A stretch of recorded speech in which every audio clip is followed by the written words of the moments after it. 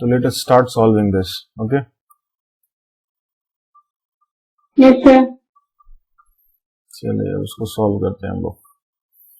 Solve करने के लिए इसका जो पैटर्न है पहले उसको समझना होगा कि इसके इस तरह के क्वेश्चन को कैसे अप्रोच करते हैं. तो देखिए, सबसे पहले तो आप इसमें टर्न्स रेशियोज निकाल लीजिए. जितने भी टर्न्स रेशियोज हैं, n नंबर ऑफ वाइंडिंग्स है, तो उस n नंबर वाइंडिंग्स का टर्न्स रेशियो निकालिए. सबसे पहला n1 by n2, that is called as, say for example a2 कह लो उसको, सेकंड वाले वाइंडिंग का a2, that will be equal to n2 by n1. इसकी वैल्यू कितनी आएगी, यहां गिवन है ना, n1 by n2, n2 by n3, n3 by n4 and so on, 1:2:4:8 and so on.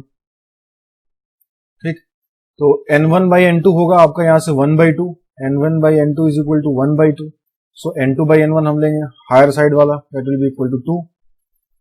ठीक है, हमने आपको बोला था IEEE स्टैंडर्ड के अकॉर्डिंग हमेशा a को क्या लेते हैं, लार्जर देन 1. ठीक, तो a2 को हम लेंगे n2 by n1. Similarly a3 क्या होगा, n3 by n1 and that will be equal to 4. ठीक है, similarly and so on, a4, a5, a6 and so on. n की बात करें अगर हम, so n by n1 is equal to how much, 2 to the power n minus 1. ठीक है, तो ये सारे टर्न्स रेशियोज आ गए आपके, जितने भी वाइंडिंग्स हैं उन सबके टर्न्स रेशियो यू गॉट. सो अगर हम एक आइडियल ट्रांसफार्मर का इक्विवेलेंट सर्किट बनाते हैं रेफर टू प्राइमरी साइड, तो कैसा दिखेगा. So that will be like this. ये हमारा प्राइमरी साइड है. अब चूंकि आइडियल ट्रांसफार्मर है तो इसमें कोई भी लीकेज इंपीडेंस नहीं होगा. Primary impedance will be 0, secondary impedance will be 0. ये सोर्स वोल्टेज है Vs, ये आपका करंट है Is जो निकालना है आपको. तो इसका मतलब जितने भी सेकेंडरी में इंपीडेंसेस कनेक्टेड है, सिर्फ उसी को हम प्राइमरी साइड रेफर कर देंगे.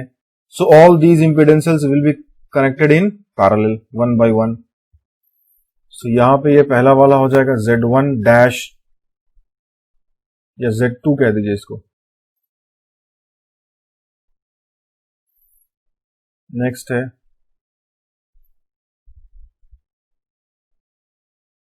Z3 डैश, ये चलता जाएगा अब तो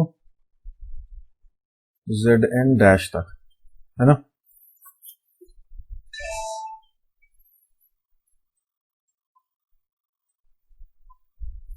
सो इन सब वाइंडिंग्स में, सॉरी इन सब इंपीडेंसेस में करंट क्या होगा.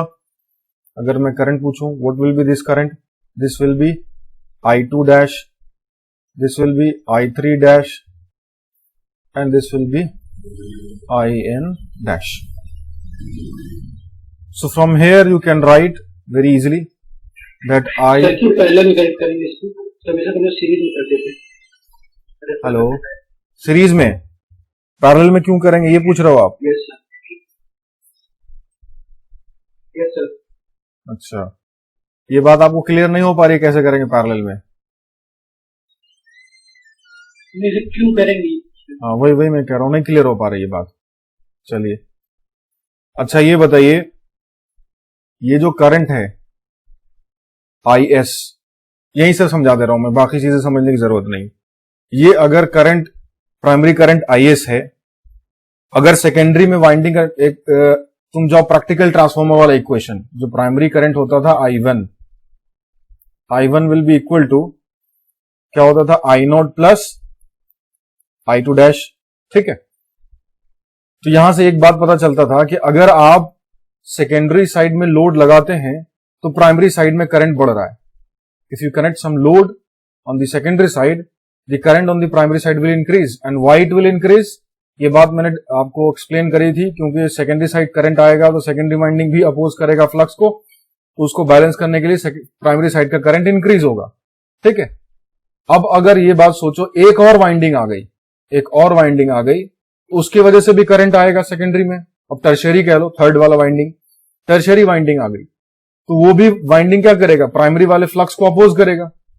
तो इसकी वजह से भी एक करंट जो फ्लो करेगा प्राइमरी वाइंडिंग में बैलेंस करने के लिए, वो करंट इंक्रीज हो जाएगा ना, पहले जितना था उससे ज्यादा हो जाएगा। तो करंट ऐड हो जा रहा है। तो ऐड कैसे होता है current? Tell me how current is added. Current हमेशा कैसे ऐड होता है? It is added in parallel. Series, हाँ सीरीज में करंट तो ऐड होगा नहीं। That is why the equivalent circuit diagram में जब भी हम टर्शियरी या उससे ऊपर 4-5 वाइंडिंग्स दिखाते हैं सेकेंडरी साइड में, तो उसको हमेशा हम पैरेलल में दिखाते हैं। द रीजन इज दिस, जैसे ही ये करंट आएगा तब भी ये प्राइमरी करंट बढ़ेगा, बिकॉज ये करंट के आने की वजह से भी, मतलब टर्शियरी वाइंडिंग में करंट आने की वजह से भी जो फ्लक्स होगा वो प्राइमरी फ्लक्स को अपोज करेगा अकॉर्डिंग टू लेंज़ेस लॉ। जैसे ही अपोज करेगा तो उसको बैलेंस करने के लिए एक और फ्लक्स एमएमएफ को बढ़ना पड़ेगा, प्राइमरी एमएमएफ को। अब प्राइमरी एमएमएफ कैसे बढ़ेगा ये हम डिस्कशन कर चुके हैं। I1 इंटू N1 प्रोडक्ट होता है, N cannot be increased, so I1 has to go up, so current बढ़ेगा। तो करंट इंक्रीज हो रहा है, it means what, current is being added. Current कुछ वैल्यू ऐड हो रही है, और करंट वैल्यू ऐड कैसे होगी? It has to be in the parallel. इसीलिए उसको हम इक्विवेलेंट सर्किट डायग्राम में पैरेलल में दिखाते हैं। This is one explanation. ये समझ में आ गया आपको? Why we are showing the impedances in parallel? Yes. Very good. दूसरा एक्सप्लेनेशन देखिए, वो भी आसान है, ये भी कोई टफ नहीं है। अगर आप V1 बाई V2 लिखेंगे, इसको आप A लिख रहे हैं, ठीक? सो V1 इज इक्वल टू क्या लिखते हैं? A times of V2 which is equal to V2 dash. V2 dash किसके बराबर रख रहे हैं आप? V1 के बराबर। सिमिलरली अगर दूसरा वाइंडिंग का देख रहे हैं, टर्शियरी वाइंडिंग का, तो आप लिखेंगे V1 by V3 is equal to A। इसको आप A2 कह दीजिए, से फॉर एग्जाम्पल इसको आप A3 कह दीजिए, ठीक है? सो यहां से आप लिखेंगे V1 is equal to A times of V3, A3 times of V3 which is equal to V3 dash. So V1 किसके बराबर आ रहा है? V3 डैश के बराबर। और V3 डैश क्या है? Voltage across the impedance. Voltage across the impedance है ना। अगर ये आप एक सर्किट ले रहे हैं तो इसके क्रॉस जो वोल्टेज होगा यही तो है वो वोल्टेज। ये V3 हो जाएगा, ये V2 हो जाएगा। Am I correct? तो ये वोल्टेज को अगर आप प्राइमरी साइड रेफर कर रहे हैं तो that will be equal to क्या हो रहा है? V1। तो अब कोई भी वोल्टेज अगर V1 के बराबर आप रखेंगे तो कैसे रखेंगे? अब ये वोल्टेज आपका V1 है, इसके क्रॉस जो वोल्टेज आ रहा है, इसके क्रॉस जो वोल्टेज आ रहा है वो है ये V2 डैश है। अब ये किसके बराबर रखना आपको? V1 के, मतलब VS के, मतलब जो सोर्स वोल्टेज है। तो बराबर वोल्टेज कब कैसे हो सकता है? सीरीज में थोड़ा ही होगा, पैरेलल में ही होगा। It has to be keep like this. यहां पे आपका V3 होगा, V3 डैश होगा, सॉरी, जो कि प्राइमरी साइड रेफर किया गया, तो that will be equal to VS या V1। तो ये दूसरा एक्सप्लेनेशन है कि सारे वोल्टेजेस जब इक्वल होंगे तो ऑब्वियसली बात है आपको पैरेलल में ही कनेक्ट करना होगा। You have to connect all the voltages across all the impedances in parallel। ये दो तरह से आप इसको एक्सप्लेन कर सकते हैं कि इंपेडेंस को हम पैरेलल में ही क्यों कनेक्ट करेंगे। तो ये बात समझ में आ गई? ये एक्सप्लेनेशन समझ में आ गया ना? Yes. चलिए वेरी गुड। अब आगे बढ़े। Yes. Very good. तो अब हम एक बात ये समझ में आ गई कि सारे करंट ऐड होंगे, तो उसी को लिख लेते हैं यहाँ पे। सो सोर्स करंट है that will be equal to I2 dash plus I3 dash plus dot dot dot dot IN dash. We can write like this, these three currents, sorry these currents जो कि secondary side में flow कर रहा है, secondary, tertiary and so on, जो windings है आपकी दूसरी लिंक पे, ठीक है? And what is this I2 dash? I2 dash को क्या लिखेंगे आप? जो वोल्टेज इसके क्रॉस है divide by the impedance. Voltage is VS and impedance is Z2 dash. Similarly I3 dash को क्या लिखेंगे? VS divided by Z3 dash, and similarly and so on VS upon ZN dash. Clear? तो VS अगर आप यहां से common निकाल ले, और कॉमन निकाल के अगर आप इक्वेशन को लिखे तो कुछ इस तरह से मिलेगा आपको, ZN डैश। ये IS की वैल्यू आप कैलकुलेट कर रहे हैं। अब देखिए Z2 डैश या Z3 डैश या ZN डैश कैसे लिखेंगे आप? Z2 dash will be equal to Z2 by A2 square, ठीक। And what is A2 square? Z2 by A2 की वैल्यू क्या है, हमने निकाला हुआ है पहले। A2 is 2, then 4, then 8 and then so on, ऐसे ही चलता रहेगा up to the power 2, up to the n, where the an is 2 to the power n minus 1. So Z2 by A square means 2 square, और Z2 मतलब impedance क्या है Z2 का? Z2 क्या है यहाँ पे? ये सारे 10 ohms है, मतलब रेजिस्टेंसेस है सारे 10 ohm 10 ohm 10 ohm के, सो सारे वैल्यूज 10 हो जाएंगी। तो यहाँ पे Z की वैल्यू 10 है, तो ये हो जाएगा 10 by 2 square, ठीक। Similarly and so on, if you write what is the value of Z3 dash, it will be Z3 upon A3 square, which is equal to Z3 upon A3 is 4 square, which is equal to 10 upon 4 square, ठीक है।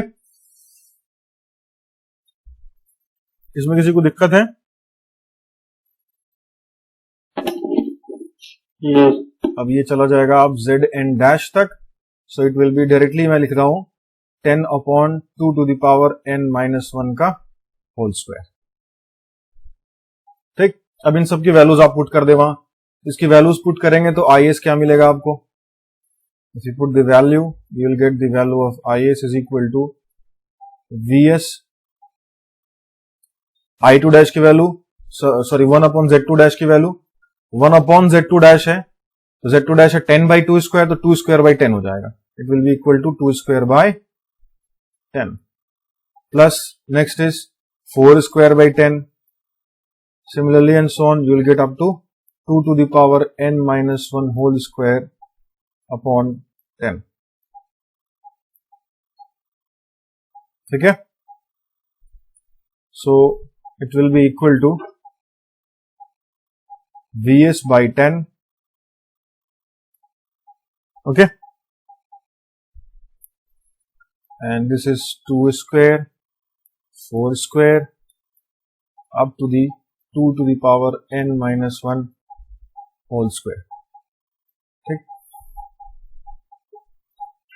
अब देखिए ये जो अंदर में bracket के अंदर है जो मैथमेटिकल एक्सप्रेशन आया है, ये एक जीपी के फॉर्म में है। आप चाहे तो जीपी के फॉर्म में इसको कर लें, मैं थोड़ा सा इसमें चेंज करके समझा दे रहा हूं कैसे होगा। VS की वैल्यू 100 है, क्वेश्चन में गिवन है।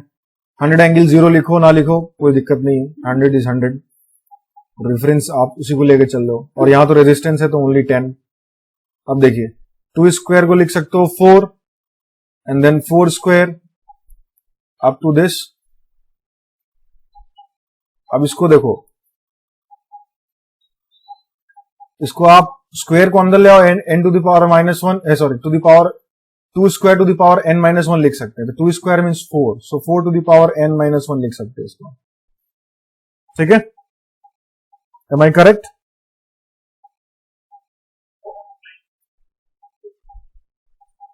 ये सही लिखा मैंने? इसमें समझने में कोई दिक्कत तो नहीं है, मैथमेटिकल एक्सप्रेशन है। अब ये एक जीपी बन गया, ये जीपी का फर्स्ट टर्म 4 है, कॉमन रेशियो 4 है, सो कैन बी राइट, और ये कहा था कि n टर्म्स तक का सम है, तो can be write the value of the sum of this expression. So ये 100 by 10 ये 10 हो जाएगा, और ये हो जाएगा, फॉर्मूला बताइए, a into a to the power n, या a to the power n minus 1 minus 1 upon, sorry ये a है, ये r है, r to the power n minus 1, and this is a minus 1, ठीक है।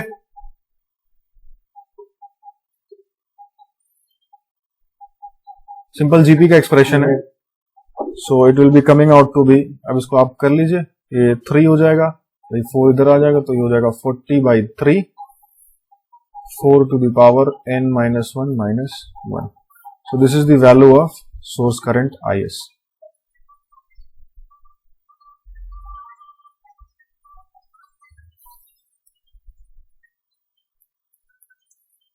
क्लियर हो गया है कॉन्सेप्ट? बोलिए, इसमें कुछ पूछना है?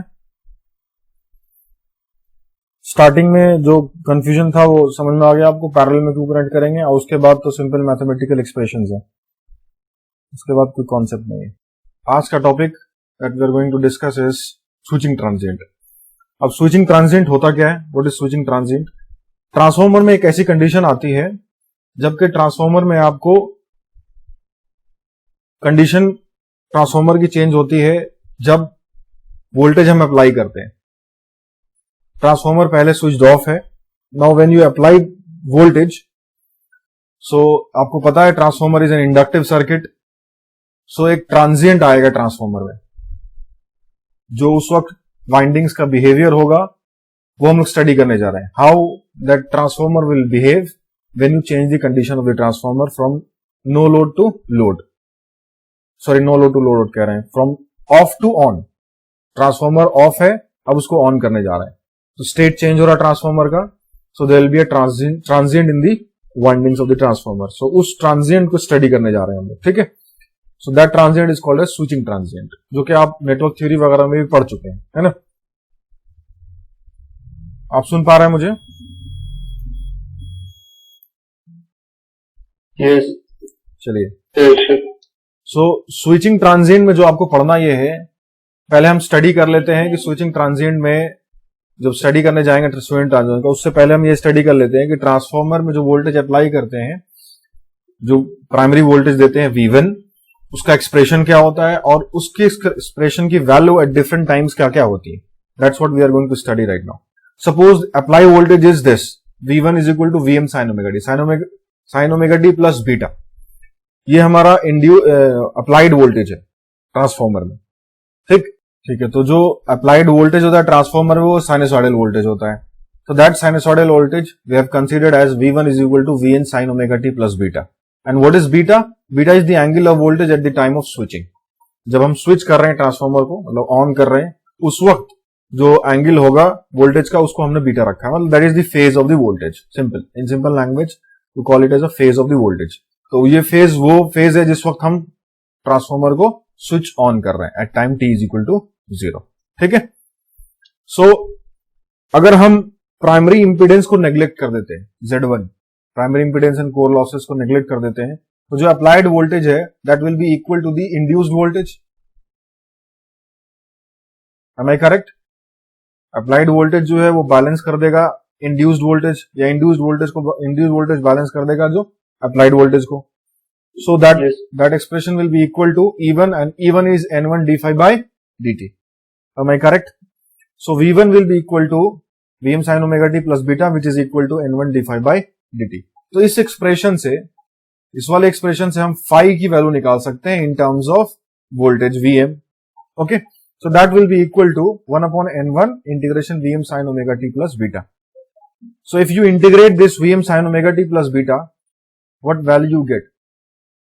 See, Vm will be constant, so Vm बाहर आ जाएगा, और sin omega t plus beta का इंटीग्रेशन क्या होगा? Minus cos omega t plus beta divide by omega, ठीक है। तो इंटीग्रेट करके हम ऐसे रख रहे हैं, ठीक। After integration, and this phi c is the integration constant. ये ओमेगा ऊपर गलती से हो गया है, this will not be here, it will be here, value of omega will be here, Vm by N1 into omega, ठीक है, क्योंकि sin omega t plus beta का इंटीग्रेशन होगा minus cos omega t plus beta divide by omega. Clear?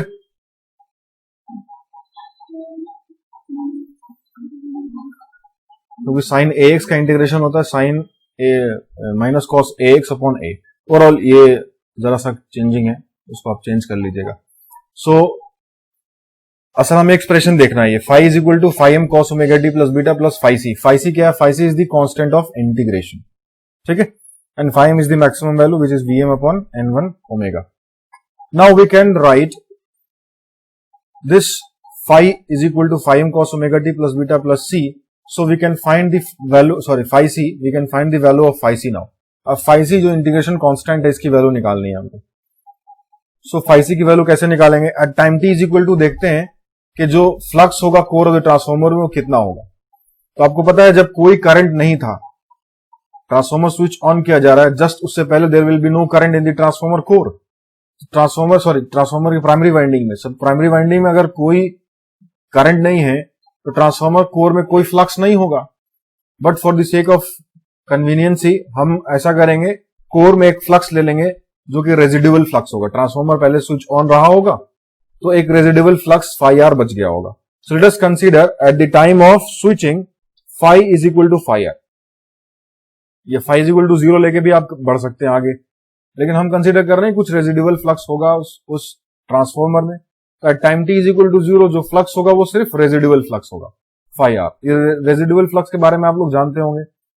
Residual flux वो flux है जो कि किसी भी एक मैग्नेटिक मटेरियल में रह जाता है after the removal of applied voltage या अप्लाइड मैग्नेटिक फील्ड। ठीक, ये मैग्नेटिज्म में आप लोगों ने पढ़ा होगा इसको। So phi r is the residual magnetic field और it is also called as residual, yes it is retentivity, very good. So some magnetic field is retained inside the magnetic material and that is called as retentivity, और उसको residual flux या residual magnetic field भी बोलते हैं। ठीक है, तो हमने कंसीडर कर लिया कि जो at time t is equal to 0 पे फ्लक्स था inside the core of the transformer, that is only residual flux. तो इस phi की वैल्यू इक्वेशन 1 में पुट कर देंगे। ठीक, ये इक्वेशन 1 है हमारा, इसमें पुट कर देंगे तो you will get this phi r is equal to minus phi m, sorry ये माइनस हो गया, यहाँ माइनस भूल गए हम लोग। It will be minus phi m cos t की वैल्यू 0 है क्योंकि t इज इक्वल टू 0 हम निकाल रहे हैं, प्लस बीटा phi c। तो यहां से आपकी phi c की वैल्यू मिल जाएगी, phi c will be equal to phi r plus phi m cos beta. So इस phi c की वैल्यू को हम यहां पुट कर देंगे। ठीक, so you will get phi is equal to minus phi m cos omega t plus beta, ये तो पहले का एक्सप्रेशन है, plus phi c is this phi r plus phi m cos beta. यहां तक किसी को दिक्कत है?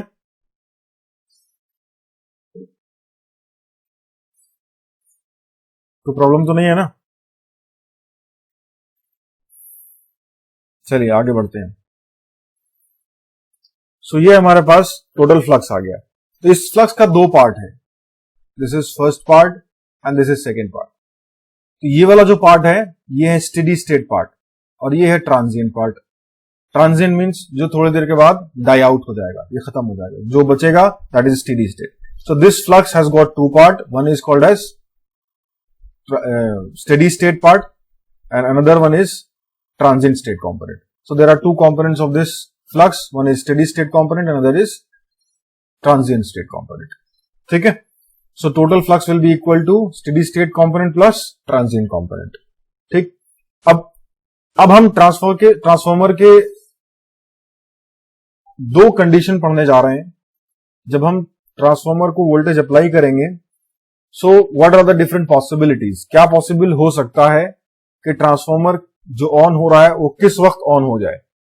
तो जो दो एक्सट्रीम कंडीशन है वो दो एक्सट्रीम कंडीशन लेके चलेंगे हम। पहला, ट्रांसफॉर्मर जिस वक्त आप ऑन करने जा रहे हैं, तो सपोज आपने स्विच ऑन किया तो ट्रांसफॉर्मर में साइनसॉइडल वोल्टेज है। ठीक, आपने ऐसे टाइम पे ऑन कर दिया जब ट्रांसफॉर्मर पे वोल्टेज जो था वो मैक्सिमम वैल्यू पे था, और दूसरा केस है जब वो मिनिमम वैल्यू पे मतलब जीरो पे था। तो मैक्सिमम और जीरो वैल्यू, ये दो एक्सट्रीम वैल्यूज हैं जिस वक्त आप स्विचिंग ट्रांजिएंट के कंडीशन को, मतलब ये दो कंडीशंस आप पढ़ेंगे और इसमें जो ट्रांजिएंट्स आएंगे उनके बारे में हम स्टडी करेंगे।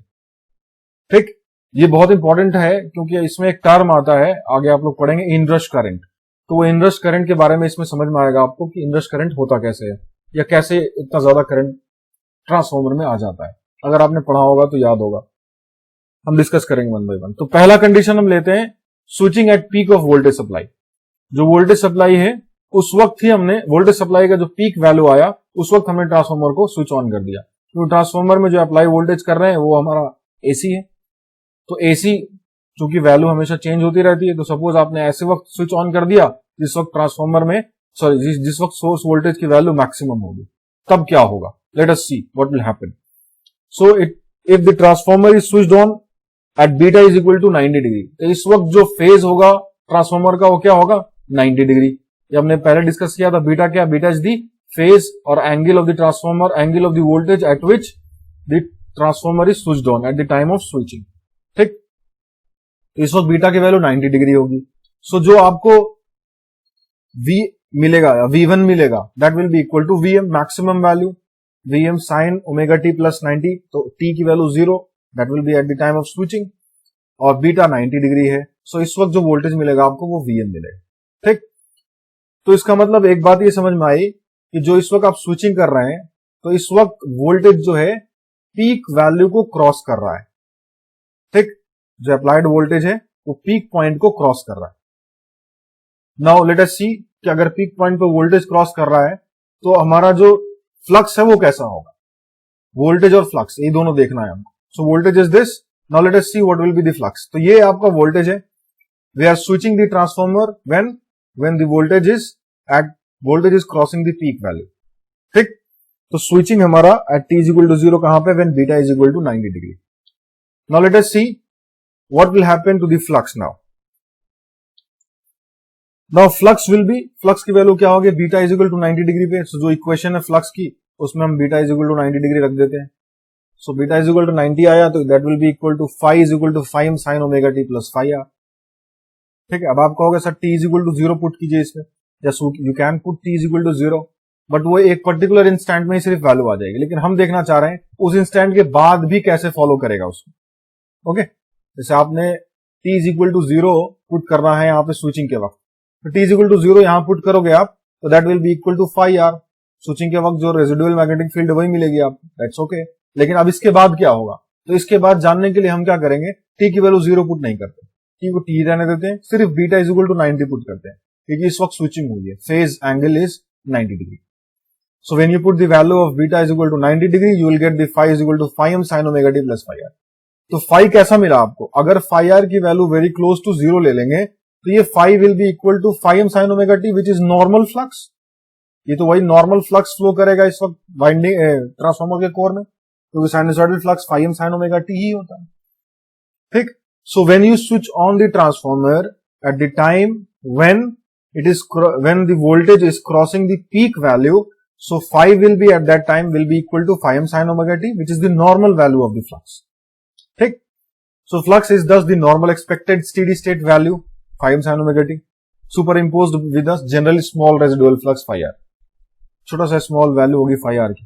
ठीक, तो कंडीशन 1 में हमने देखा कि हम स्विच ऑन कर रहे हैं जब वोल्टेज मैक्सिमम क्रॉस कर रहा होगा, तो उस वक्त जो फ्लक्स होगा वो नॉर्मल स्टेडी स्टेट वैल्यू होगी। अब सेकेंड कंडीशन हम देखने जा रहे हैं, जिस वक्त देखेंगे कि जब वोल्टेज 0 को क्रॉस कर रहा हो, 0 क्रॉसिंग पे, ठीक है, उस वक्त क्या होगा। सो इस पर इस केस में जब मैक्सिमम क्रॉस कर रहा होगा तो हमने क्या देखा कि जो फ्लक्स होगा वो नॉर्मल होगा, तो मैग्नेटाइजिंग करंट क्या होगा इस वक्त ट्रांसफार्मर का, तो magnetising current drawn by the transformer to establish this flux will be not much different from the normal magnetising current, same होगा ऑलमोस्ट। ठीक है, ज्यादा फर्क नहीं आएगा। So there will be no harm done to the transformer due to this current, उस current की वजह से ट्रांसफार्मर में कोई हार्म नहीं। ठीक, कुछ प्रॉब्लम नहीं आएगी, क्योंकि ज्यादा करंट है नहीं, नॉर्मल करंट है, जितना फ्लो करना चाहिए उसी के आसपास करंट है।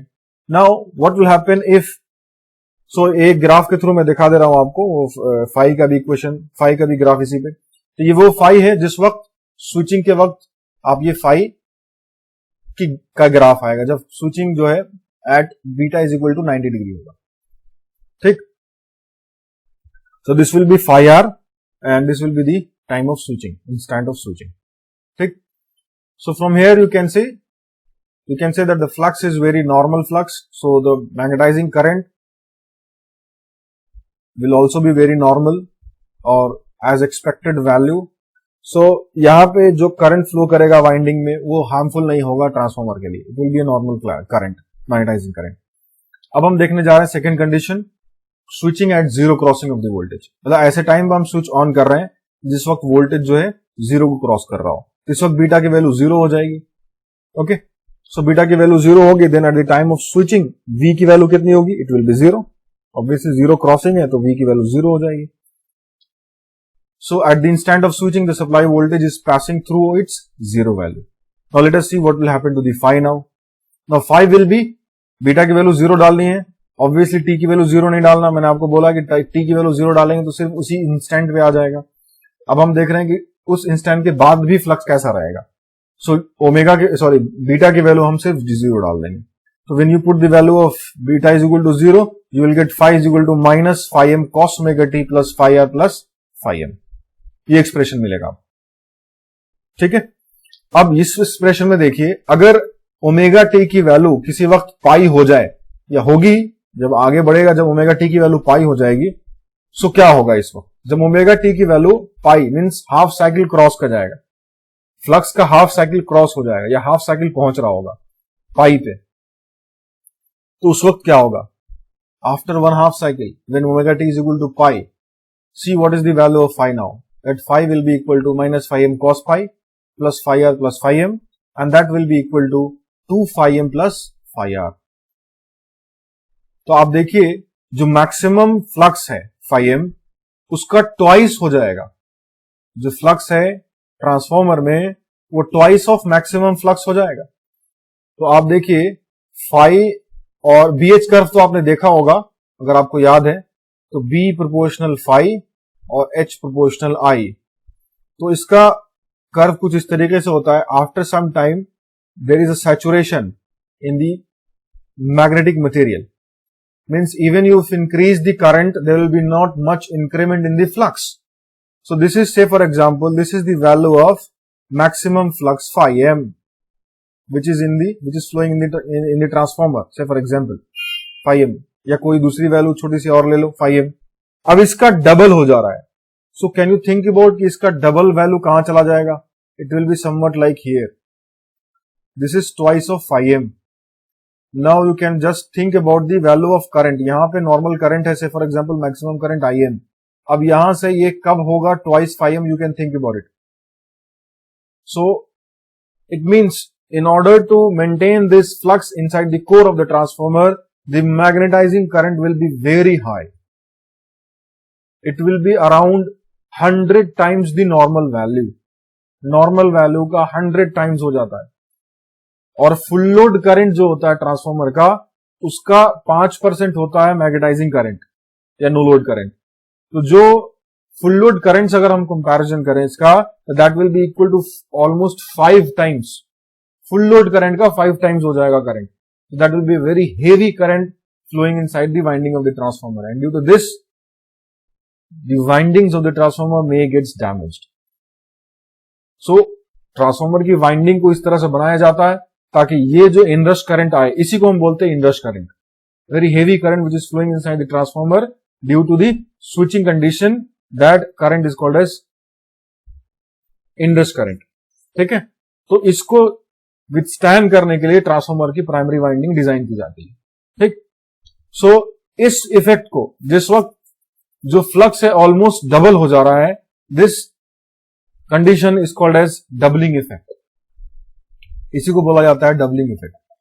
Here the flux reaches nearly double of its normal value. बात मेरी समझ आ रही सबको?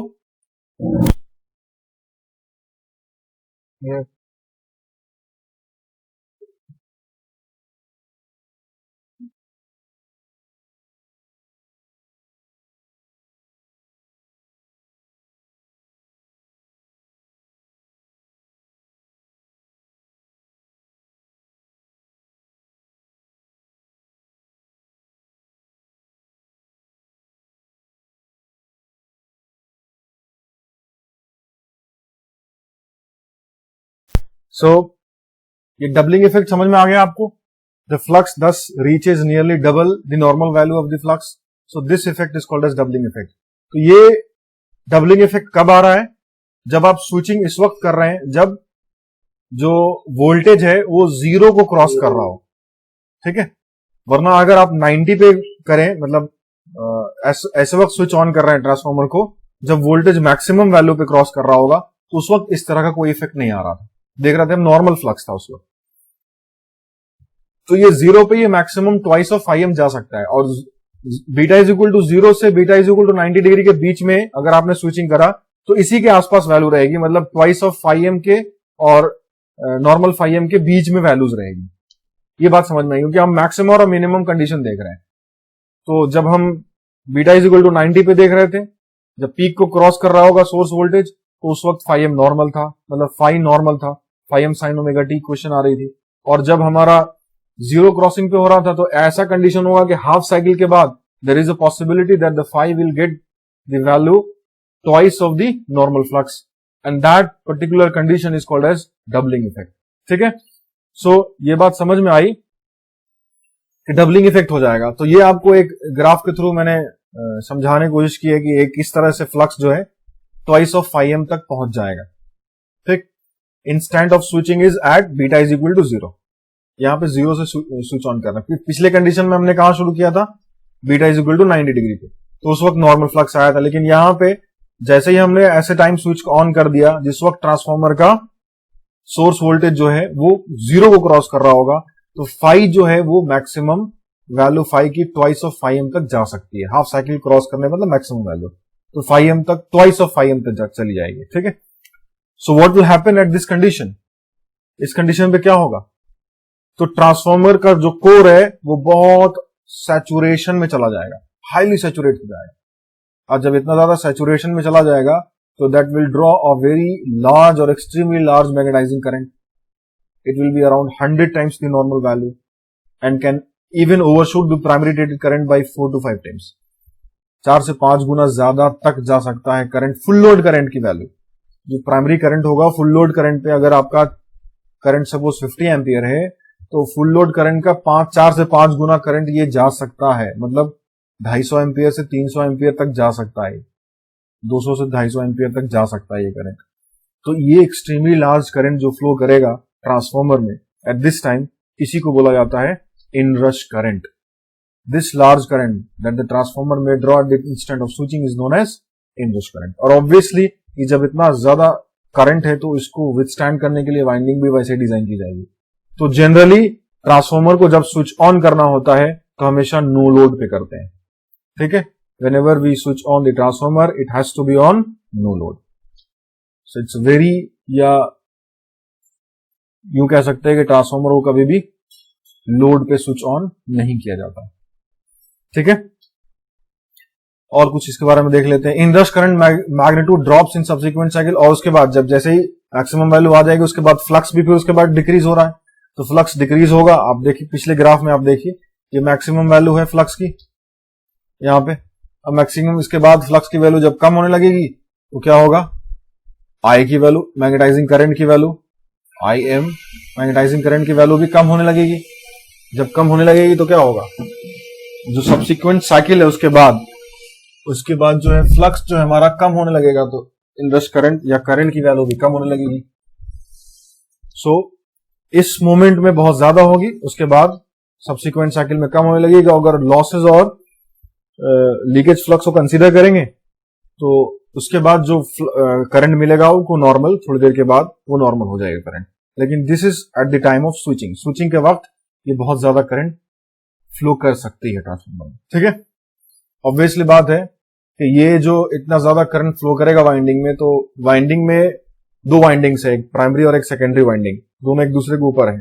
तो इसकी वजह से एक ज्यादा, आपको पता है कि वाइंडिंग में अगर करंट फ्लो कर रहा है दो डिफरेंट डायरेक्शन में या सेम डायरेक्शन में, तो there will be a force लगेगा ना वाइंडिंग में। तो वो फोर्स हो सकता है वाइंडिंग को, मतलब ऐसा हो कि ये फोर्स की वजह से वाइंडिंग डैमेज हो जाए।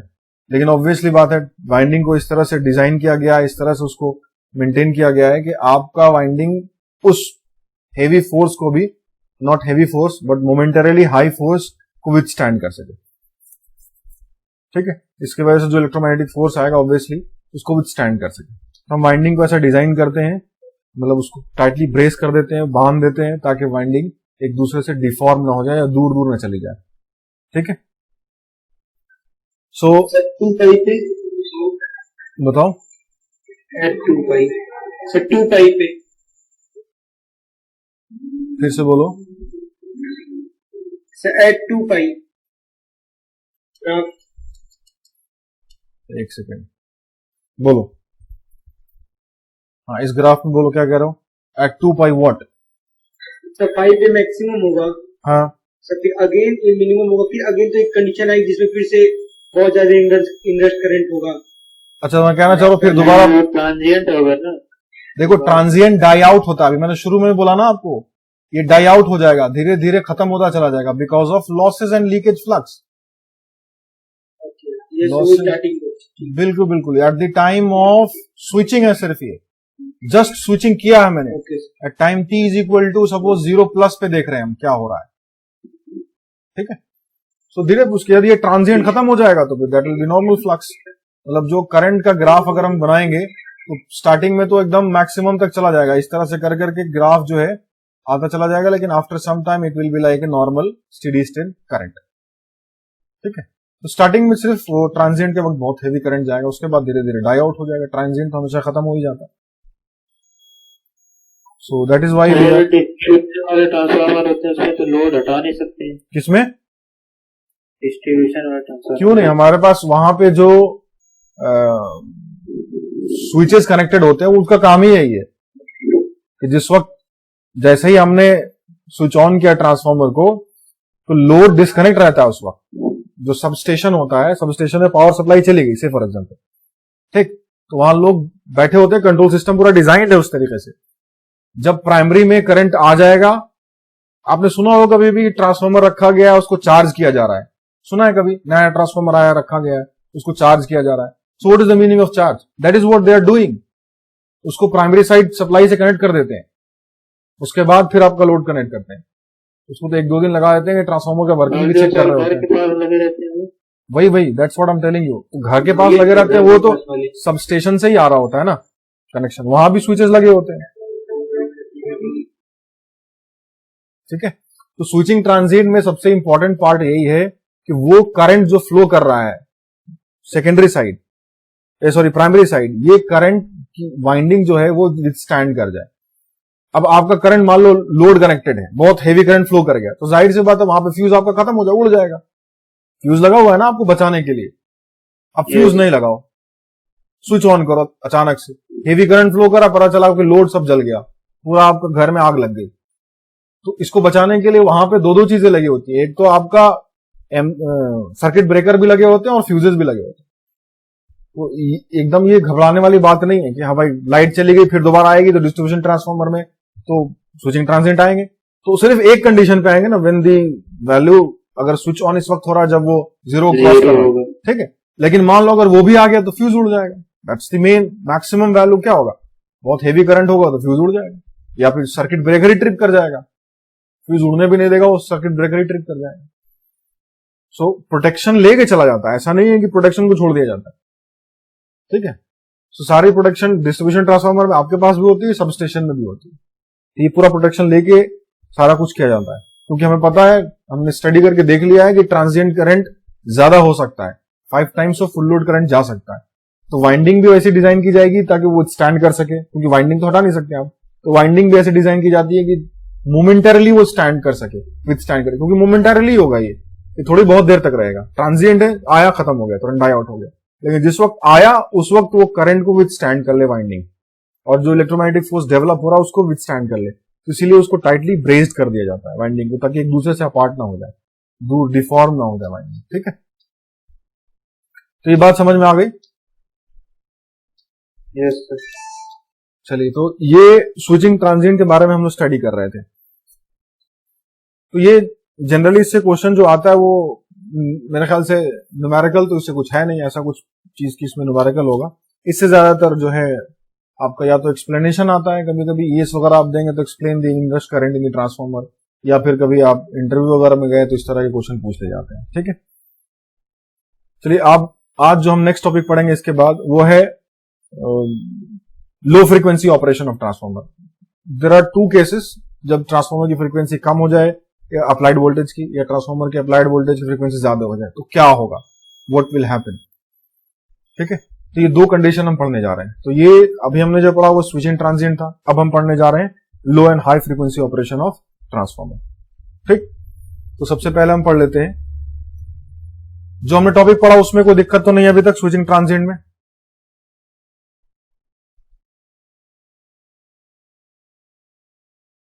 बताइए। No sir. चलिए, low frequency operation of transformer, ये भी थोड़ा सा, ये इस पे भी बेस्ड न्यूमेरिकल नहीं आएगा, ऑब्वियसली ये कॉन्सेप्चुअल बेस्ड टॉपिक्स है। तो क्वेश्चन जनरली ऑब्जेक्टिव टाइप इस पे बन सकते हैं, न्यूमेरिकल टाइप नहीं बनेंगे, मतलब फैक्चुअल टाइप बन सकते हैं, न्यूमेरिकल टाइप नहीं बनेंगे। ठीक है, तो मान लो हम लो फ्रीक्वेंसी ऑपरेशन पढ़ने जा रहे हैं। ट्रांसफार्मर की जो अप्लाइड वोल्टेज है उसकी फ्रीक्वेंसी को हमको कम करके देखना है कि क्या हो रहा है, ट्रांसफार्मर के ऑपरेशन पे क्या फर्क पड़ रहा है। Okay, so will see that. तो let us consider a transformer. एक ट्रांसफार्मर कंसीडर करते हैं 240 वोल्ट का maximum value, 240 volt, 50 hertz transformer, 240 volt 50 hertz transformer. Applied voltage मतलब इसका कितना है, 240। सिर्फ समझने के लिए, अब ये कहना सर 240 वोल्ट का तो कोई ट्रांसफार्मर होता नहीं है, लेकिन just for the understanding purpose 240 volt इसका अप्लाइड वोल्टेज है, और जो अप्लाइड फ्रीक्वेंसी है that will be equal to 50 hertz. अब हम इसको फ्रीक्वेंसी रिड्यूस करके देखेंगे क्या इस पे फर्क पड़ता है, इसके ऑपरेशन पे क्या फर्क पड़ेगा। ठीक है, for that before going to the description एक चीज हम समझ लेते हैं यहाँ पे बीएच कर्व के बारे में, कि जो ट्रांसफार्मर का जो कोर मटेरियल होता है वो किस चीज का बना होता है। ट्रांसफार्मर का जो कोर होता है, ट्रांसफार्मर कोर किस चीज का बना होता है, सॉफ्ट मैग्नेटिक मटेरियल का। ये बात तो आपको पता है ना, सिलिकॉन स्टील होता है जो कि सॉफ्ट आयरन मैग्नेटिक मटेरियल है। सिलिकॉन स्टील जनरली लिखते हैं, silicon steel is a soft magnetic material. और अगर सॉफ्ट मैग्नेटिक मटेरियल है तो उसका बीएच कर्व कैसा होता है, तो BH curve will be narrow. और हार्ड मैग्नेटिक मटेरियल का बीएच कर्व कैसा होता है, वाइडन होता है। तो ये एक ऐसा मैग्नेटिक मटेरियल है जिसका बीएच कर्व या बीएच लूप, हिस्टेरेसिस लूप जो होता है वो कैसा होता है, नैरो। लूप इसका नैरो, तो it has got narrow loop. ठीक है, बात समझ में आ रही है।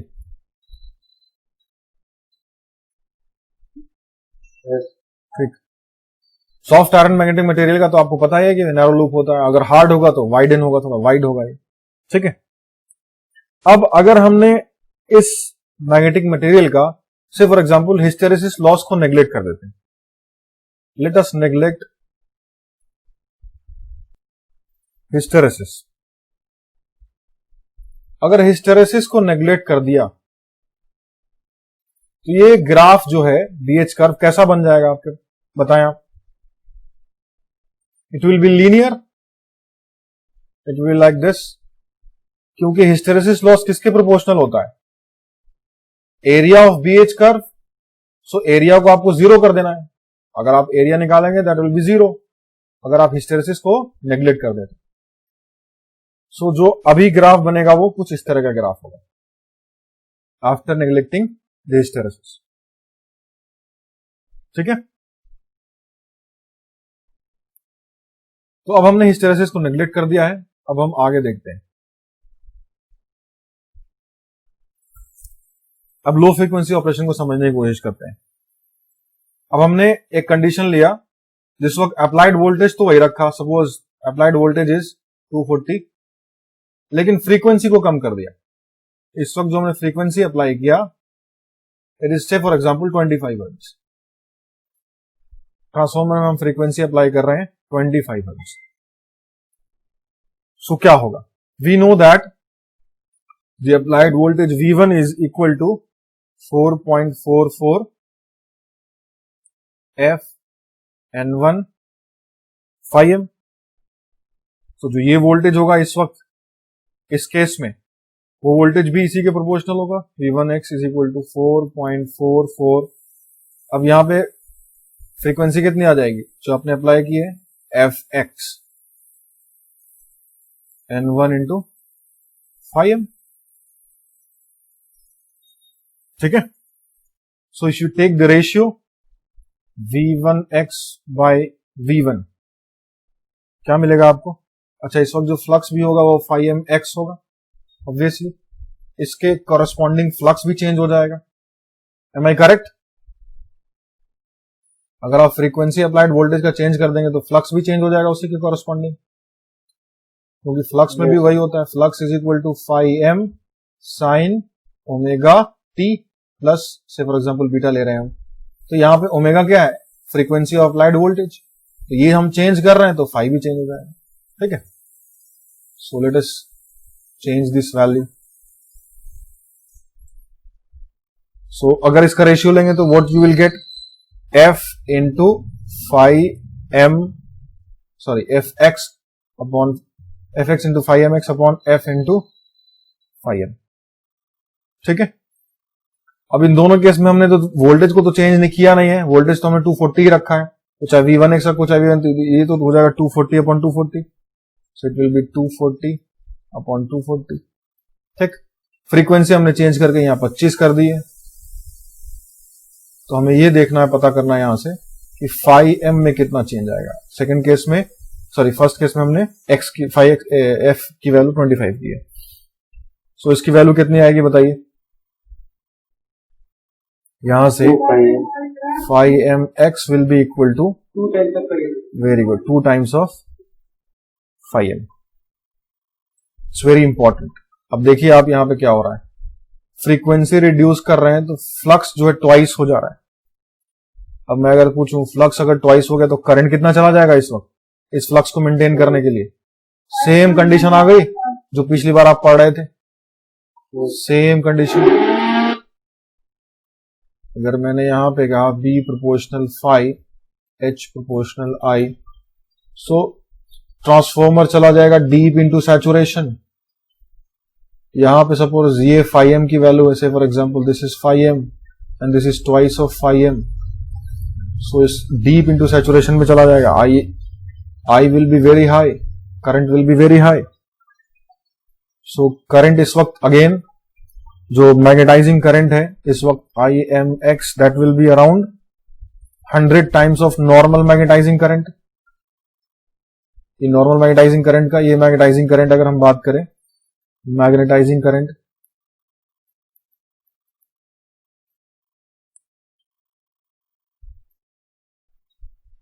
Eight Fx is equal to 25 hertz. See magnetising current कितना हो जाएगा, 100 times of normal magnetising current. अभी हमने देखा ही ट्वाइस करेंगे तो नॉर्मल का 100 हो जाता है ऑलमोस्ट, ठीक। अगर ये फ्लक्स है तो फ्लक्स डेंसिटी क्या होगी बताओ, अगर मैं पूछूं आपसे फाई इज दिस तो व्हाट विल बी BM।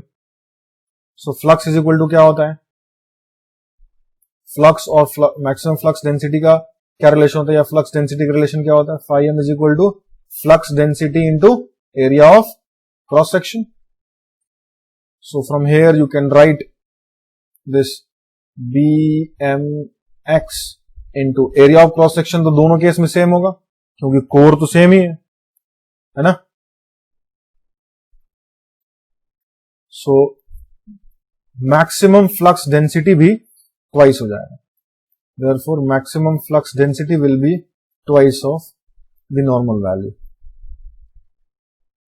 अगर ऐसा हो गया, ट्वाइस हो गया, तो इससे क्या फर्क पड़ेगा, वो आपने देखा कि 100 टाइम्स हो जाएगा मैग्नेटाइजिंग करंट नॉर्मल वैल्यू का, ठीक है।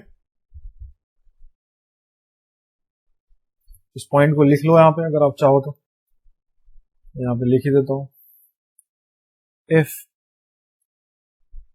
The flux is to be doubled,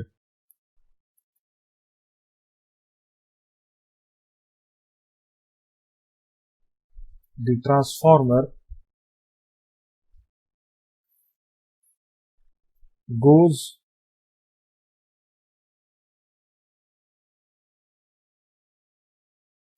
very deep into saturation.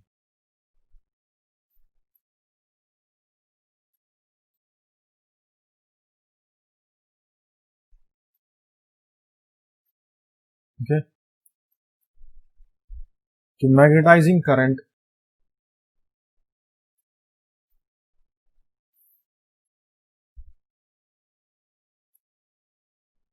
will be extremely large,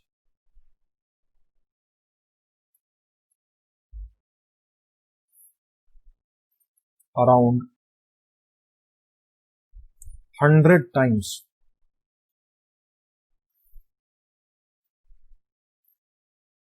the normal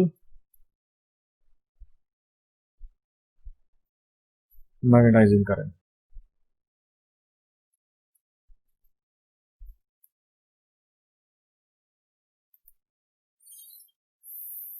ठीक है,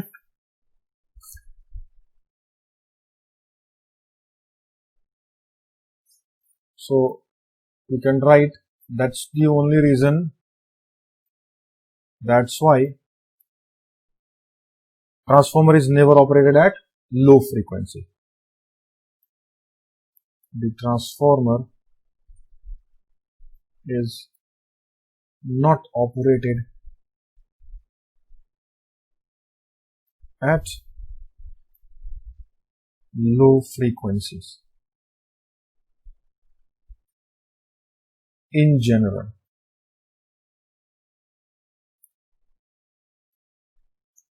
ठीक है, ये बात समझ में आ गई?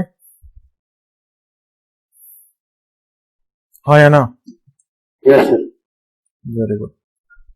अब देखिए, अगर मान लो लो फ्रीक्वेंसी ऑपरेशन पे ट्रांसफार्मर को चलाना है तो क्या कर सकते हैं आप उसके लिए?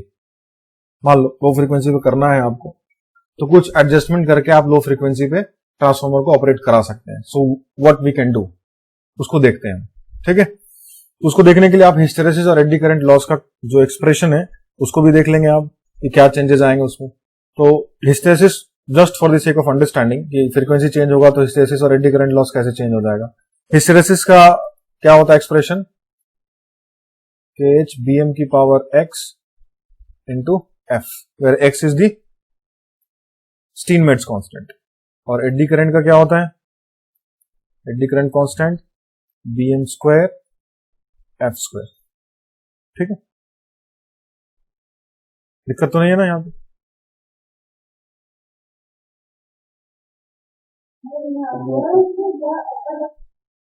Hello, yes sir. हाँ, और ये बात पता है आपको कि phi is proportional to V by F, ये बात सबको पता है ना?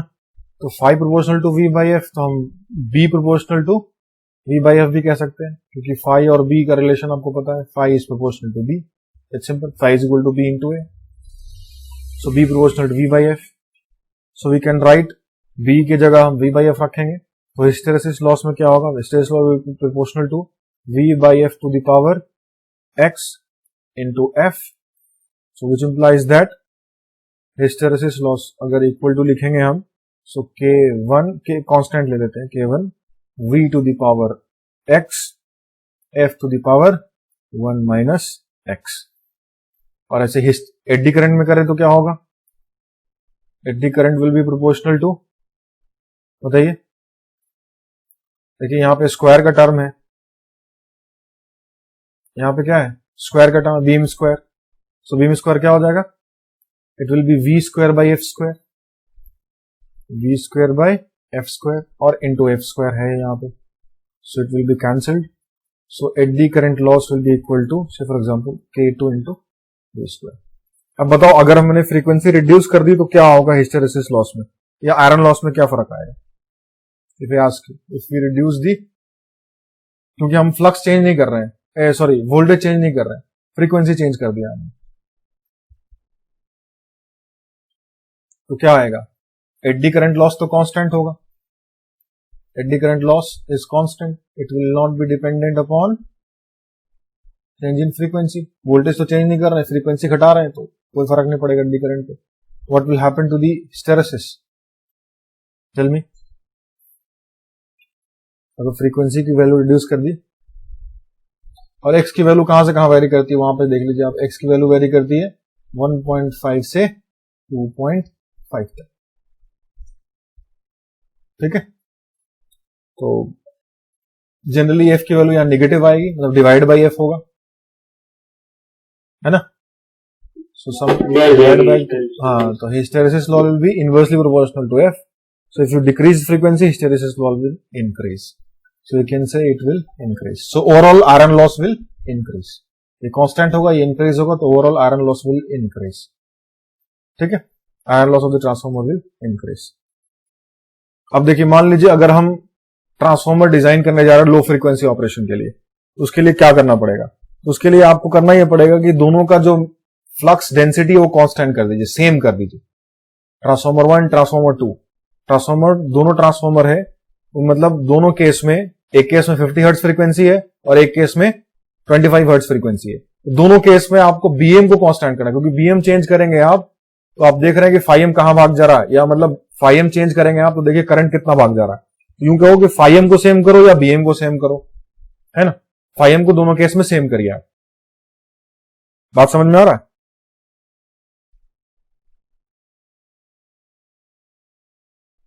तो फाइव को सेम ना करके आप बीएम को अगर सेम करें तो क्या होगा, will see. So for same BM, BM का मतलब मैक्सिमम फ्लक्स डेंसिटी, ठीक।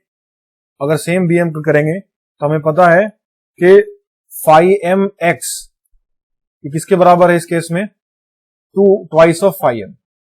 और फाइव एम एक्स क्या होता है बताइए, B M X into area of cross section, और इसको भी रखेंगे B M into area of cross section. अगर दोनों केस में हम क्या करें, for same BM means we are treating this, second case में जो मैक्सिमम फ्लक्स डेंसिटी है that we are keeping equal to the flux density the previous case. सो ये दोनों बराबर है तो दोनों कैंसिल हो जाएंगे। बात समझ में आ रही है? Yes sir.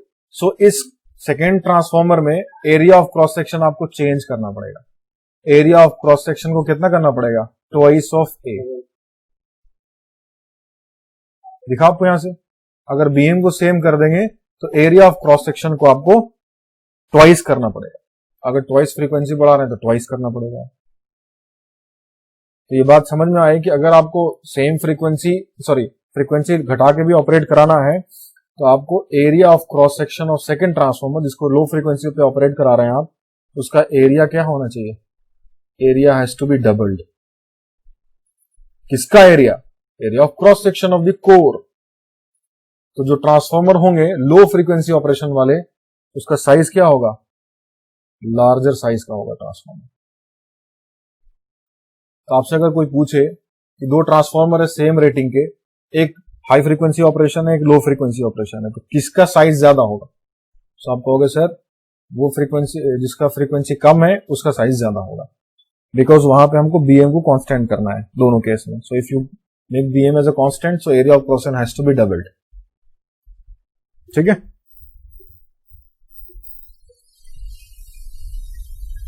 बात समझ में आ गई है?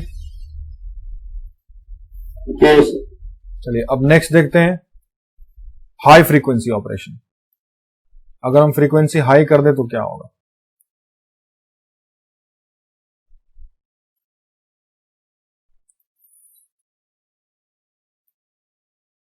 सेम इसमें भी वही है, हमने हिस्टेरेसिस को नेग्लेक्ट कर दिया है, ठीक। अब हम आगे उसके चेक कर रहे हैं सारी चीजें। उसमें जो अप्लाइड वोल्टेज है सेम चेंज नहीं करेंगे, इट विल बी 240 वोल्ट्स, ठीक। Frequency we are going to change, इसमें हम फ्रीक्वेंसी डबल कर देते हैं 100 हर्ट्ज से फॉर एग्जांपल, कर दिया है। सेम निकाले ratio V1x upon V1 is equal to क्या मिलेगा आपको, F(x) 5mx, मैं डायरेक्ट लिख रहा हूं, पिछले वाले केस में हम लोग कर चुके हैं ये सब। 5m वैल्यूज रखेंगे तो यहां से आपको fx की वैल्यू अब 100 हो गई है, इसकी 50 है, ये 100 हो गई है, तो ये हो जाएगा आपको 240 डिवाइड बाई 240, ये हो जाएगा 100 इंटू 5mx, और ये हो जाएगा 50 into 5m। So from here you get 5mx is equal to 1/2 of 5m। So therefore bmx की वैल्यू क्या होगी, हाफ हो जाएगी, पहले वाले केस का हाफ हो जाएगी bm। सो अगर हाफ हो गया bm तो क्या मिलेगा आपको। सो ये ऑपरेशन को कोई मुश्किल नहीं है, अगर हाफ हो गया तो करंट कम हो जाएगा, तो करंट कम होने पे कोई प्रॉब्लम तो नहीं है। अगर मान लो BH कर्व में देखते हैं आप, BH कर्व इसका देखते हैं तो ये आपका BH कर्व है, ठीक। यहां पे आपका मैक्सिमम वैल्यू ऑफ करंट के लिए BM मिल रहा है आपको यहाँ पे, ठीक। सो अगर करंट हाफ हो जाएगा तो सॉरी BM हाफ हो जाएगा तो करंट भी आपका 1/2 पहुंच जाएगा, क्या दिक्कत। सो हाई फ्रीक्वेंसी ऑपरेशन कोई मुश्किल नहीं है ना, ये बात समझ में आ गई। लेकिन अगर मुश्किल नहीं है तो एरिया पे क्या फर्क पड़ेगा, एरिया पे देख ली क्या फर्क पड़ेगा। फॉर सेम BM, अगर BM सेम कर दे, मैक्सिमम फ्लक्स डेंसिटी को अगर हमने सेम कर दिया तो इसमें क्या फर्क आएगा, phi mx is equal to 1/2 times of phi m आया था, ठीक है। सो phi mx की वैल्यू क्या लिखेंगे हम, BMX into area of cross section x of BM into area of cross section A। Means हम कंसीडर कर रहे हैं सेम BM, मीन्स दोनों केस में मैक्सिमम फ्लक्स डेंसिटी की value constant. So you cancel these 2 points. तो area of cross section is equal to half of the previous area. So इस तरह के ट्रांसफॉर्मर का साइज क्या होता है, small, area of cross section half हो जाएगा, ठीक है। Yes sir. तो अब लेकिन एक इफेक्ट होता है हाई फ्रीक्वेंसी ऑपरेशन का, वो पड़ेगा इफेक्ट आपका इंटर टर्न कैपेसिटेंस पे। जो कैपेसिटेंस फॉर्म हो जाता है टर्न्स के अंदर, उस पे इफेक्ट पड़ेगा। इस पे तो कोई इफेक्ट नहीं पड़ेगा, ट्रांसफॉर्मर का ऑपरेशन आराम से होगा, कोई मुश्किल नहीं, बहुत हेवी करंट इसमें फ्लो कर नहीं रहा है, ठीक है। लेकिन अगर फ्रीक्वेंसी बहुत हाई हो गई तो कैपेसिटेंस जो होगा टर्न के अंदर, उस पर इफेक्ट पड़ जाएगा, वो हम देख लेते हैं क्या होता है, ठीक है। तो ये बहुत इंपॉर्टेंट पॉइंट है कि अगर हाई फ्रीक्वेंसी कर दिया गया तो टर्न के अंदर जो कैपेसिटेंस आएगा, या सेल्फ डिस्ट्रीब्यूटेड कैपेसिटेंस बोलते हैं, वो क्या होता है। तो हम पढ़ने जा रहे हैं इंटर टर्न कैपेसिटेंस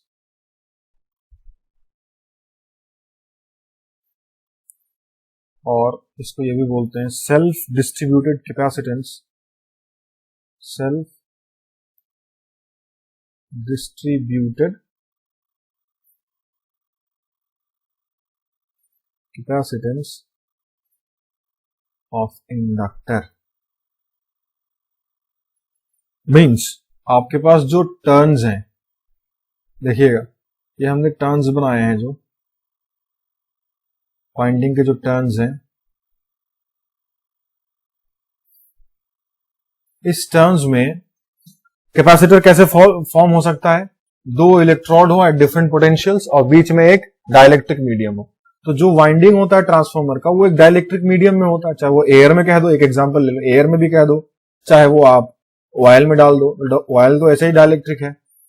सो डाइलेक्ट्रिक मटेरियल तो आ गया, और टर्न के बीच में वोल्टेज का डिफरेंस होता है, टर्न बढ़ता घटता, जैसे मान लो इस वक्त टर्न बढ़ा रहे हैं आप, तो टर्न बढ़ता जाएगा तो वोल्टेज यहाँ चेंज होता जाएगा, ठीक। इस पे कुछ और वोल्टेज मिलेगा, इस पे कुछ और वोल्टेज, नंबर ऑफ टर्न्स पे डिपेंडेड है वोल्टेज।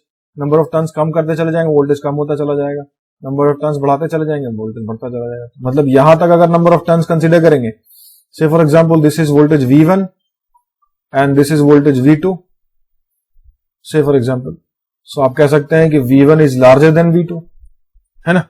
सो इनके बीच में एक डिफरेंस इन वोल्टेज आ गया, तो डिफरेंस इन वोल्टेज भी आ गया इन दोनों के बीच, और बीच में क्या है, ट्रांसफॉर्मर ऑयल डाइलेक्ट्रिक भी है, तो एक कैपेसिटेंस फॉर्म हो जाता है। तो इसको बोलते हैं हम इंटर टर्न कैपेसिटेंस, टर्न के खुद के बीच में कैपेसिटेंस का डेवलप हो जाना। ये इस तरह का कैपेसिटेंस डेवलप हो जाता है।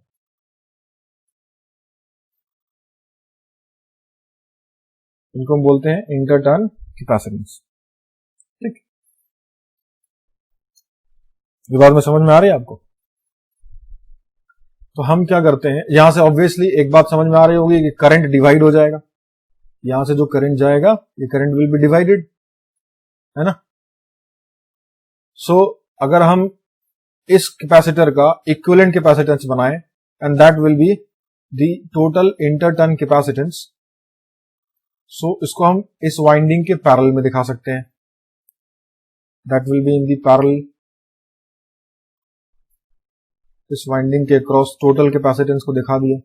This will be C inter turn capacitance C in, ठीक है, और ये inductance L and this will be the current I. तो सी इन को क्या लिखेंगे आप? C in will be equivalent shunt capacitance,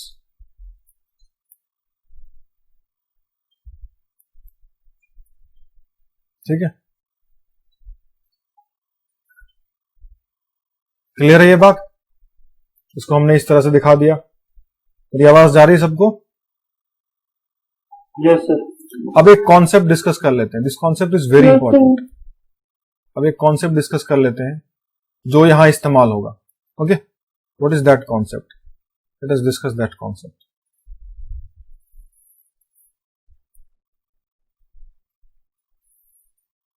suppose हमारे पास दो इंपीडेंस हैं,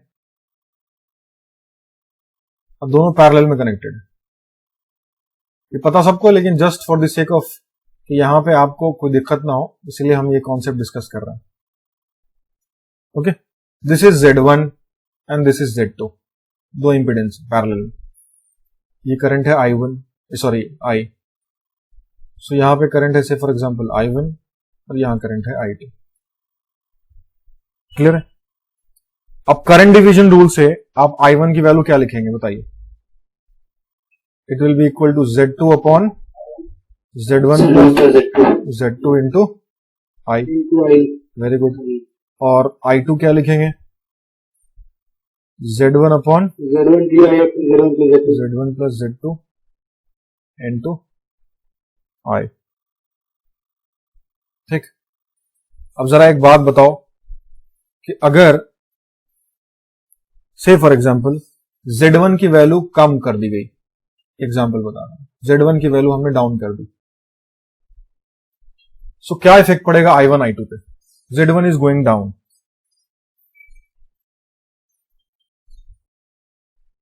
Z1 की वैल्यू कम कर दीजिए, तो आप कहोगे Z1 की वैल्यू बढ़ेगा। वेरी गुड, Z1 डाउन जाएगा, तो इसका क्या मतलब है? I1 बढ़ेगा, I2 Z1 डाउन जाएगा तो I2 कम हो जाएगा और I1 बढ़ जाएगा। Z1 डाउन जा रहा है यहां से ना, डिनोमिनेटर कम हो रहा है तो ये बढ़ जाएगा। अब इसका इफेक्ट डिनोमिनेटर में कम पड़ेगा, डिनोमिनेटर में ज्यादा पड़ेगा, तो I2 कम हो जाएगा, क्योंकि करंट उस पाथ को फॉलो करता है जिसका इंपीडेंस या रेजिस्टेंस कम हो, तो ज्यादा करंट इधर चला जाएगा, है ना, इधर कम करंट कम हो जाएगा क्योंकि इंपीडेंस इतना ही है, यहां कम कर दिया गया तो ज्यादा करंट इधर से चला जाएगा। ठीक, ये बात समझ में आ रही है आपको? Yes sir. Very good. और अगर मैं कहूं Z2 को बढ़ा दिया गया, Z2 इंक्रीज कर दिया गया, तो न्यूमरेटर से देखेंगे आप, जिसको इंक्रीज कर देगा तो I1 इंक्रीज हो जाएगा। Z2 अगर इंक्रीज कर दिया मैंने तो I1 इंक्रीज हो जाएगा। Am I correct? Second case देख लीजिए, Z2 इंक्रीज कर दिया मैंने तो I2 इंक्रीज हो, सॉरी I1 इंक्रीज हो जाएगा। ये बढ़ने का मतलब ये है कि Z1 से ज्यादा हो गया, तो करंट जो यहां जा रहा था वो ज्यादा चला जाएगा यहां से, क्योंकि Z2 बढ़ गया तो करंट कम हो जाएगा उधर, सो I2 विल गो डाउन। ठीक, तो इस कॉन्सेप्ट का हम इस्तेमाल करेंगे। ठीक है, तो अब आते हैं हम अपना ओरिजिनल पार्ट पे। यह हमारा था इंटरनल कैपेसिटेंस। सो L के क्रॉस, मतलब जो L है हमारा, उसके लिए आप अगर XL लिखेंगे तो क्या होगा? That will be equal to omega L, and for C it will be 1 upon omega into C interturn capacitance. ठीक है, अब अगर फ्रीक्वेंसी कम होगी, कंडीशन नंबर 1 देख रहे हैं, at low frequency, at low frequencies, that is से फॉर एग्जांपल लो फ्रीक्वेंसी मतलब हम पावर फ्रीक्वेंसी की बात कर रहे हैं। एट पावर फ्रीक्वेंसी से फॉर एग्जांपल 50 हर्ट्ज और 60 हर्ट्ज, 50-60 हर्ट्ज के आसपास की फ्रीक्वेंसी की बात कर रहे हैं। तो इसका मतलब ये फ्रीक्वेंसी बहुत कम है as compare to mega hertz और kilo hertz, so frequency is down,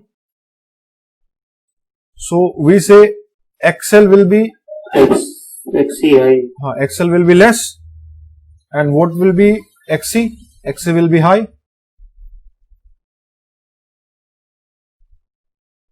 ये बात समझ में आ रही है? XL will be less, XC will be high. So, Yes. अगर मैं कहूं कि ये हमारा सर्किट है,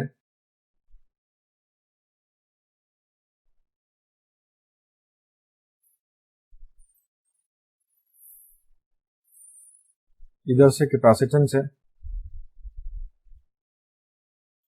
ठीक, तो एक्सेल आपका कम है और एक्सी ज्यादा है.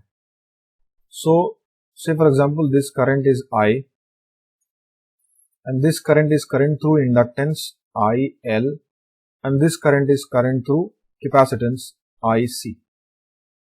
ठीक, just for the sake of मतलब एक अंडरस्टैंडिंग के लिए एक्सेल की वैल्यू ले लेते हैं फॉर एग्जांपल 10 ओम, बहुत कम है, और एक्सी की वैल्यू बहुत ज्यादा है, ले लेते हैं 10 किलो ओम. ठीक, अब अगर आई 10 एम्पियर हुआ, ठीक, तो आईसी और आईएल कितना कितना होगा? If you calculate it, IL will be around 99%, पूरा 99% होगा, 99.99%, और ये 0.01 एम्पियर. तो आप कहोगे सर आईएल जो है current through inductor will be very high and current through capacitor is very less. So at low frequency this is the condition. तो पावर फ्रीक्वेंसी पे जब हम काम कर रहे होते हैं ट्रांसफॉर्मर पे, इसीलिए इंटर टर्न कैपेसिटेंस की वैल्यू को नेग्लेक्ट कर दिया. मतलब इंटर टर्न कैपेसिटेंस का कॉन्सेप्ट ही नहीं पढ़ा जाता, मतलब इफेक्ट इसका नेग्लिजिबल है. दिख रहा है ना आपको? Effect of inter turn capacitance is negligible. तो आप कह सकते हैं effect of inter turn capacitance is negligible. ये बात समझ में आ रही? इसीलिए जब भी ट्रांसफॉर्मर का इक्विवेलेंट सर्किट वगैरह, क्या कह रहे हो सर? एक करंट सी और आई एल वाला बता दीजिए सर, वो नेटवर्क प्रॉब्लम. हाँ, आप देख लो. 9.99% हाँ, तो ये करंट आप चाहो तो करंट डिवीजन रूल लगा के निकाल लो. आईएल की वैल्यू अगर मैं निकालने की कोशिश करूं, IL will be equal to XC means 10 into 10 to the power 3 divide by XC plus XL 10 into 10 to the power 3 plus 10 into total current entering 10. So it will be coming out to be equal to 9.99 amperes. आप calculator में डाल के देख लो, it will be very close to 9.99 amperes. So IL will be very high, है ना? हमने देखा था कि अगर इंपिडेंस Z2 ज्यादा होता है तो I1 बढ़ जाएगा. तो Z2 is higher, so I1 will be higher. ठीक है, तो यहां से बात समझ में आ गई कि अगर आईसी में बहुत कम करंट जा रहा है तो इंटरटर्न कैपेसिटेंस की वजह से जो करंट होगा वो नेग्लिजिबल है, very less. So we can neglect. It means interturn capacitance का जो इफेक्ट है लो फ्रीक्वेंसी पे कुछ नहीं होता, बहुत कम होता है. So we can neglect that effect. ठीक है, अब थोड़ा फ्रीक्वेंसी बढ़ाते हैं. Case number 2, let us increase the frequency now somewhat. Frequency बढ़ाते हैं अब. Case number 2, say for example at higher frequencies somewhat frequency हम इंक्रीज कर रहे हैं.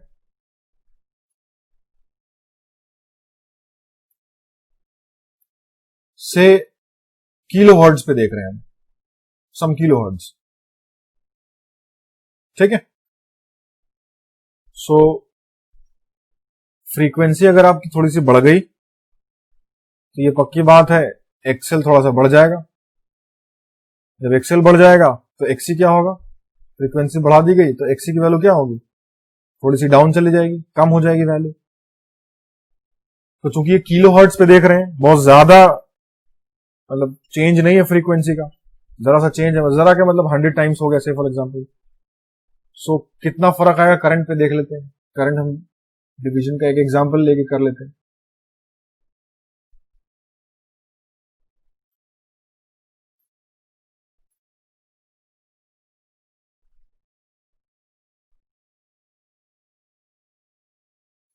सो आपका जो करंट है 10 एम्पियर है, यहां I is 10 ampere. Okay, so say for example Excel थोड़ा सा बढ़ गया, 10 से 50 ओम हो गया, और ये थोड़ा सा घट गया, एक्सी हो गया आपका 5 किलो ओम, 10 किलो ओम से 5 किलो ओम हो गया। So what will be the current now? यहां पे करंट कितना होगा? IL will be, it will be around 9.5 amperes. Calculate करके देख लेना, इसी के आसपास आएगा। And current through capacitance IC will be equal to obviously 0.5 ampere. तो आपको यहां क्या दिखेगा कि जो इंटरटर्न कैपेसिटेंस है उसका इफेक्ट पिछले के कंपैरिजन में थोड़ा सा कंसीडरेबल है। सो वी से effect of C in, effect of C in interturn capacitance is considerable. Okay, जल्दी से अब तीसरा केस भी देख लेते हैं। Now let us discuss the third case at very high frequency. Third case we are going to discuss at very high frequency. Say it is on megahertz. अगर megahertz पे डिस्कस करेंगे, मेगाहर्ट्ज मीन्स माइक्रोवेव फ्रीक्वेंसी, इसको microwave frequency भी कहते हैं। सो megahertz में क्या होगा? फ्रीक्वेंसी बहुत ज्यादा बढ़ गई है, तो अगर फ्रीक्वेंसी बहुत ज्यादा होगा तो XL will be very high, frequency is very high, so XL is very high. Now frequency is very high, for that XC will be very low. So अगर XC बहुत कम हो गया और इंडक्टेंस बहुत ज्यादा हो गया तो अब हमारा मामला थोड़ा सा गड़बड़ हो जाएगा। क्या गड़बड़ होगा कि अब इंटरटर्न कैपेसिटेंस को आप नेग्लेक्ट नहीं कर सकते, बल्कि वही आपको इफेक्ट डाल देगा पूरा का पूरा। करंट इज से फॉर एग्जांपल 10 एम्पियर लेके चल रहे हैं हम लोग। एक्सेल से फॉर एग्जांपल इस केस में बहुत बढ़ गया है तो 10 किलो ओम कर लो, और एक्सी बहुत कम हो गया है तो ये हो जाएगा 10 ओम से for example. Now case has been reversed, the current through inductance will be 0.01 ampere now, and current through capacitance will be very high, it will be 9.99 amperes. So आप क्या कहेंगे? Now you will say the effect of L is negligible. Effect of L is negligible. L inductance का effect अब खत्म हो जाएगा।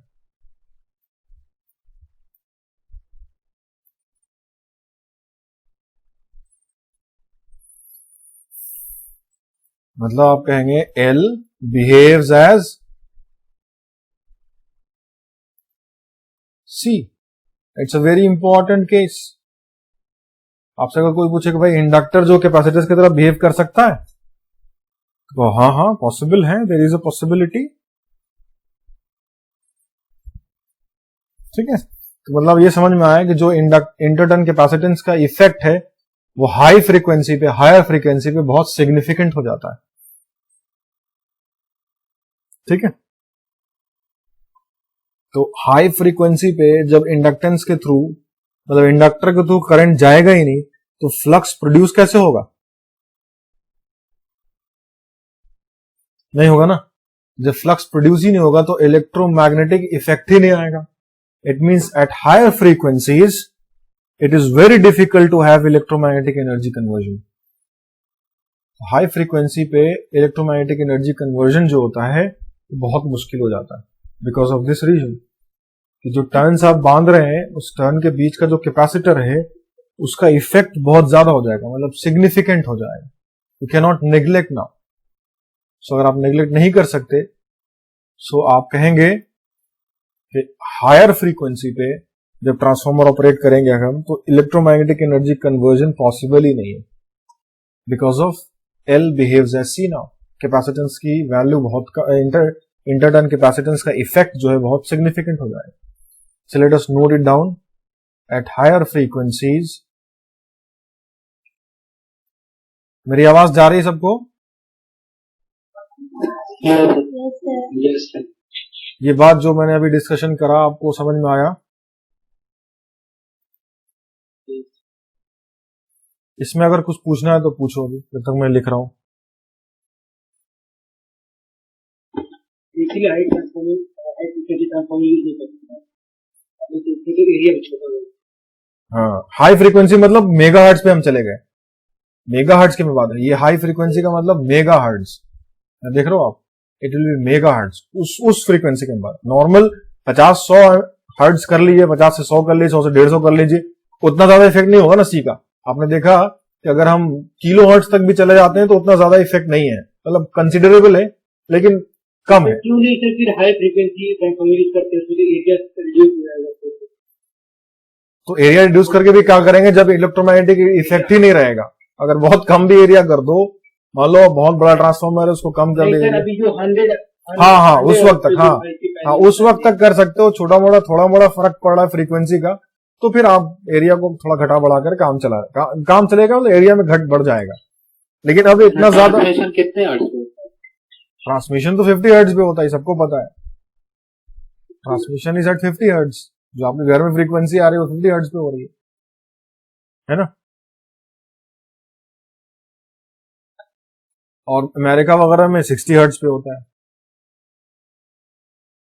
सो at higher frequency the effect of interturn capacitance frequency कहीं नहीं चेंज होती। नहीं, बिल्कुल नहीं, बहुत मतलब स्लाइटली चेंज होता है। आप सब कह सकते हो कि जो वैल्यू है फ्रीक्वेंसी से 49.95 से लेके 50.01 तक चेंज होता है। ये this is the range of change in frequency. तो क्या फर्क पड़ेगा इससे? एग्जाम्पल बताया मैंने, इससे ज्यादा फ्रीक्वेंसी क्या चेंज होगा? थोड़ा सा और बढ़ा लो, अगर 55 वैसे ज्यादा नहीं, लेकिन 50.5 भी चला गया तो बहुत डिफरेंस होगा। वो पावर सिस्टम में आप पढ़ेंगे, अगर जरा सा फ्रीक्वेंसी चेंज हो जाएगी तो क्या होगा, गवर्नर पे कितना इफेक्ट पड़ेगा।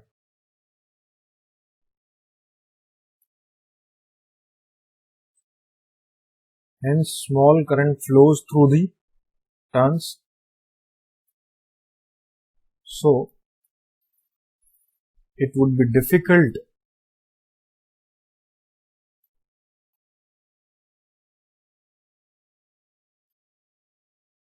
to produce the flux.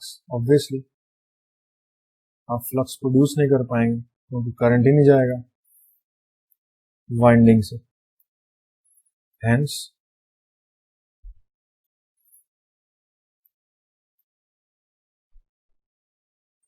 it would be difficult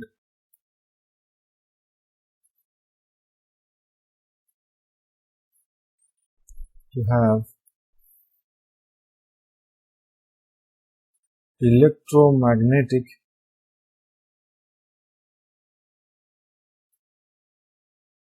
energy conversion.